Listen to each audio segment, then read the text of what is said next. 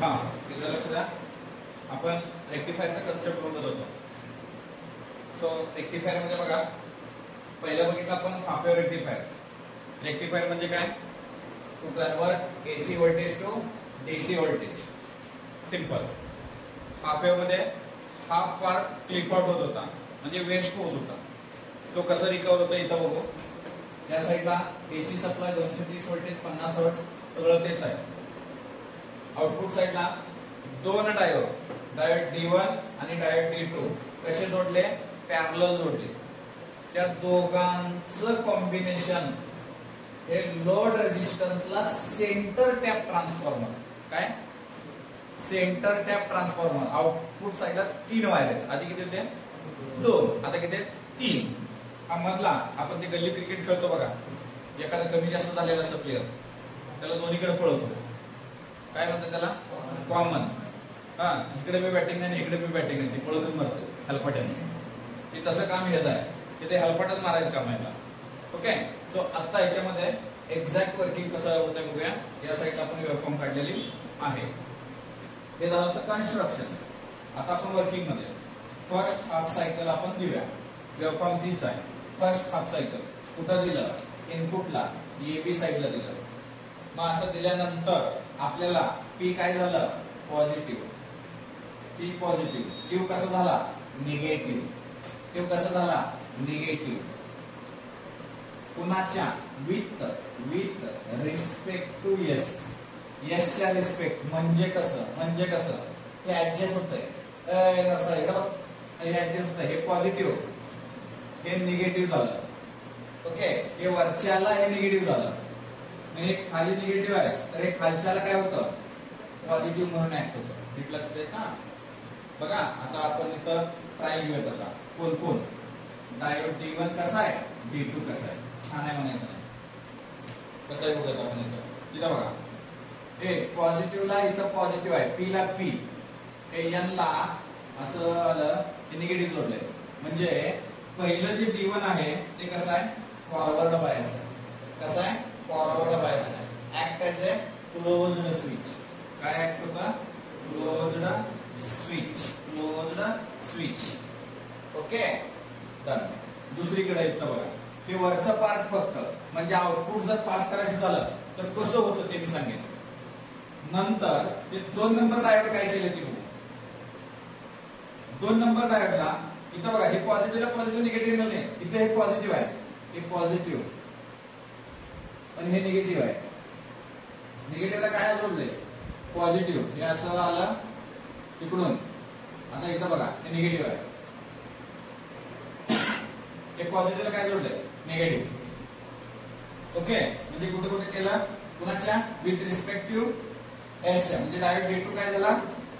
Reverse bias झाला. Diode D2 कसा झाला? Reverse bias. Act as a open switch. फक्त वर्किंग कुठलं करणार? मग वर्किंग कुठलं झालं बघा. हे बघा, हे आउटपुट असं आलं, हे असं यायला भेटलं, आउटपुट इथं भेटलं. म्हणजे फक्त अबोव हाफ सर्किट वर्किंग झालं. म्हणजे आपल्याला आउटपुट मिळालं. काय मिळालं? आउटपुट मिळालं. कधी? पॉझिटिव्हला. का? खालचं नसू दे हो सर, जर खालच्या झालं हे इकडून असं झाला, पण इथनं सप्लाय जात असेल का? हो जात आहे की.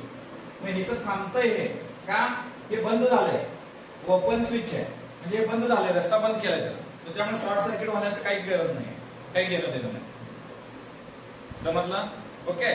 मग आपण काय केलं नेक्स्ट टाइमला? सेकंड हाफ सायकल मध्ये निगेटिव्ह दिला. म्हणजे P काय झाला आपल्याला? निगेटिव्ह. S काय झाला? पॉझिटिव्ह. परत ह्याच्यासोबत S काय झाला? निगेटिव्ह. आणि Q काय झालं? पॉझिटिव्ह. म्हणजे हे सगळं कोणासोबत बदललं? With respect to S. म्हणजे आता D1 कसा वर्किंग करणार आणि D2 कसा वर्किंग करणार? पहिलं लिहिलं होतं एकच होतं डायोड, त्याच्यामुळे आपण डायरेक्ट लिहिलं. पण आता 2 डायोड आहेत, म्हणजे 2 डायोड आहेत म्हणजे दोघांना वेगवेगळं आहे. मग आता आपण काय केलं इथं? डायोड D1 ला फक्त जर विचार केला तर या ठिकाणी बघा, की D1 ला निगेटिव्हला पॉझिटिव्ह आहे, हे निगेटिव्हला परत काय आलं आपल्याला पॉझिटिव्ह. ओके, मग आपल्याला या ठिकाणी काय झालं ते बघूयात आपण. डायोड D1 काय झाला, रिव्हर्स बायस झाला.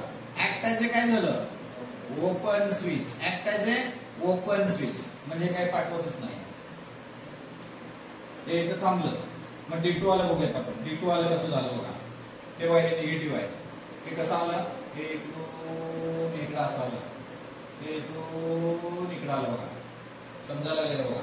हे निगेटिव्हला निगेटिव्ह आलं ना, निगेटिव्हला निगेटिव्ह आलं म्हणजे काय झालं, आपल्याला डायोड D2 काय झाला, फॉरवर्ड बायस झाला. कसं झाला, फॉरवर्ड बायस. ऍक्ट ॲज ए काय झालं, act as a closed switch. Act as a closed switch म्हणजे आपल्याला काहीतरी आउटपुट मिळालं, म्हणजे कोणतं सर्किट वर्किंग केलं, बिलो हाफ सर्किट. कसलं, बिलो हाफ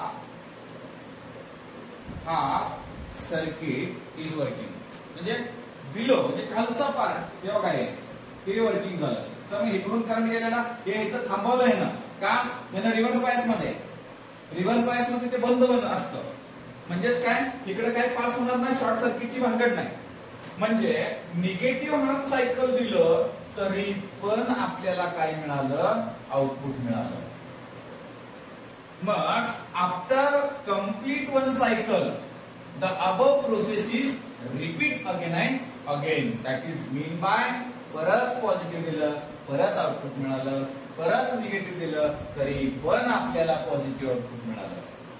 म्हणजे हे जे झालं हे काय झालं, हे रेक्टिफायरचं आउटपुट. बट हे कसं आहे, हे डीसी आणि एसी मिक्स आहे. मी तुम्हाला आधी सांगितलं आउटपुटचं रेक्टिफायर. कंप्लीट डीसी मिळालंय का, नाही. ओके, हे डीसी आणि एसी मिक्स आहे. मग दोघांमध्ये जास्त उपयोगी कोण आहे, हाफ की फुल. का फुल उपयोगी आहे, याच्यामध्ये मायनस सायकल पण काय केली आपण उपयोग केला. आधी मध्ये काय केलं होतं, मायनस सायकल उपयोग केला नव्हता, म्हणजे क्लिप केलं होतं. पण आता दोन्ही मध्ये आपल्याला आउटपुट मिळालंय. म्हणजे दोन्ही डायोड आपल्याला वर्किंग मध्ये, जेव्हा फुल आहे जेव्हा हाफ आहे, त्या दोन्ही सिच्युएशन मध्ये पॉझिटिव्ह सायकल आहे, निगेटिव्ह सायकल आहे त्यावेळेस तरी. म्हणून याच्यातलं कोणतंही एक डेरिव्हेशन हे किती मार्काला येतं बोर्डाला, 3 मार्काला. आणि याच्यामध्ये ज्या ज्या खाचा खुणा सांगितल्यात मी तुम्हाला, हे सीईटीला असतं. हाफ वेव्ह मध्ये किती डायोड वापरणार, 1. फुल वेव्ह मध्ये किती वापरणार, 2. कळलंय, ह्या सगळ्या गोष्टी तुम्हाला याच्यातलं कोणतं पण हे सीईटीला पण विचारलं जातं, थेरॉटिकलला. कळलंय, राईट.